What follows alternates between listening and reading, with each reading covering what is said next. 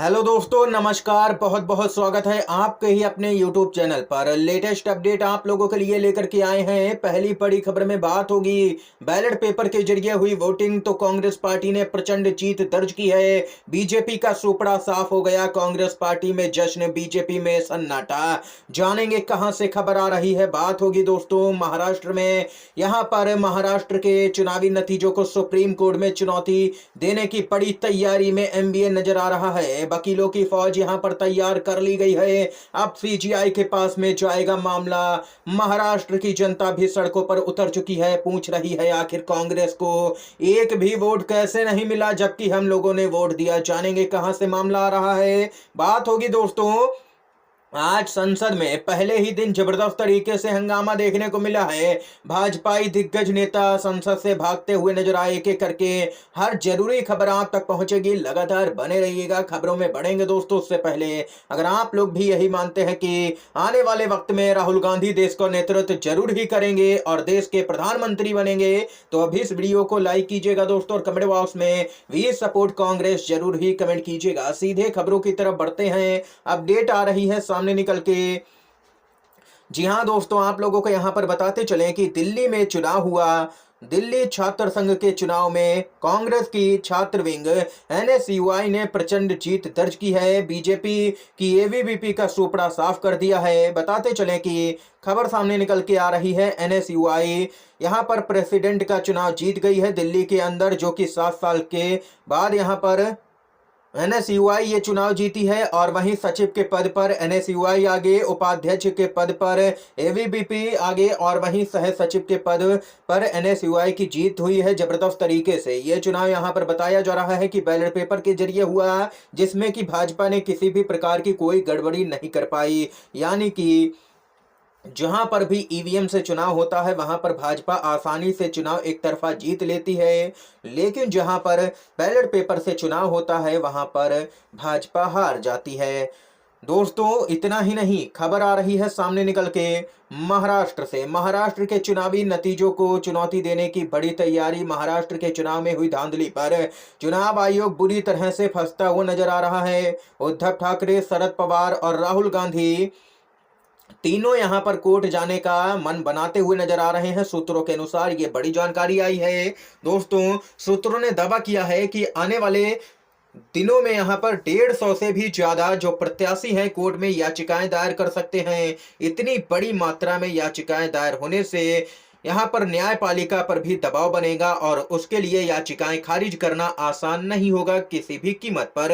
सभी याचिकाएं एक साथ नहीं, अलग अलग सुनी जाएंगी और राजीव कुमार को अलग अलग जवाब भी देना होगा कि आखिर गड़बड़ी कैसे हो रही है। सभी प्रत्याशी ईवीएम और वीवीपैट की पर्ची के मिलान करवाने के लिए यहां पर जो रुपए दिया जाता है 47,200 रुपए प्रति ईवीएम के हिसाब से जमा भी करवाने जा रहे हैं।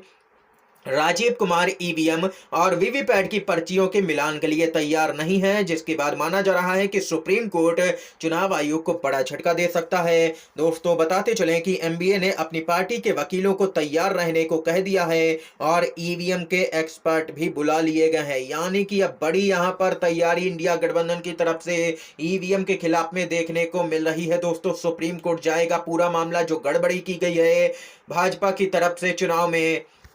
जिन नतीजों को यहां पर भाजपा के नेता भी हजम नहीं कर पा रहे हैं, ऐसे नतीजे आए हैं महाराष्ट्र के अंदर। दोस्तों इतना ही नहीं, महाराष्ट्र के चुनाव में एक चौंकाने वाला मामला सामने निकल के आया है। एक गांव है जहां के 70% से भी ज्यादा लोग कांग्रेस को वोट देते हैं और इस बार भी दिया। यानी कि 100 में से 70 वोट कांग्रेस को गए उस गांव से। पर इस विधानसभा के चुनाव में कांग्रेस को 0 वोट मिले हैं उस गांव से। गांव के लोग विरोध करने सड़कों पर उतर चुके हैं कि चुनाव आयोग आखिर जवाब क्यों नहीं दे रहा है, हमारे वोट कहां गए, वोट कैसे चोरी हो गए। दोस्तों बताते चलें, महाराष्ट्र के गांव में कांग्रेस पार्टी को 0 वोट मिले। क्या ऐसा संभव हो सकता है? जबकि ऐसा संभव हो सकता है, लेकिन यहां पर जब उसी गांव के लोग कह रहे हैं कि हमने कांग्रेस को वोट दिया, तो आखिर वो वोट कहां पर गया? सबसे बड़ा सवाल तो यही चुनाव आयोग पर प्रश्न खड़ा हो जाता है, उसकी निष्पक्षता पर कि किस तरीके से देश के अंदर चुनाव करवाया जा रहा है। दोस्तों प्रचंड लहर देखने को मिली भाजपा की, लेकिन शायद ये लहर बीजेपी के नेताओं को भी समझ में नहीं आ रही कि इतनी जबरदस्त तरीके की लहर आखिर कैसे थी।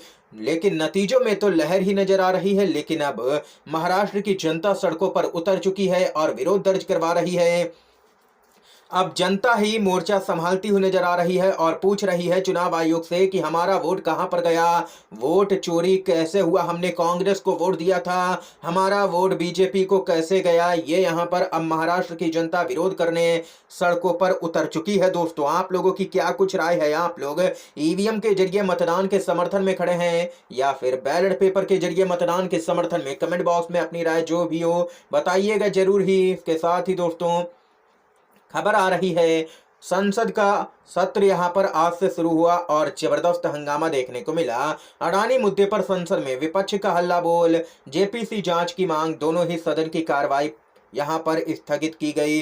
बीजेपी सरकार भाग रही है अडानी के मुद्दे पर चर्चा करने से और जेपीसी जांच की बात तो दूर है, मोदी सरकार चर्चा तक करना नहीं चाहती है अडानी घोटाले पर। और वहीं संभल के मामले पर अखिलेश यादव का संसद में जोरदार हमला भाजपा पर। अखिलेश यादव बोले चुनाव में इनकी चोरी ना पकड़ी जाए इसलिए जानबूझ करके संभल में घटना करवाई गई है। और वहीं पत्रकार अभिषार शर्मा बोले पूर्व सीजीआई चंद्रचूड़ ने प्लेसेस ऑफ वर्शिप एक्ट 1991 में ढील दी जिसका परिणाम संभल में 5 लोगों की मौत है।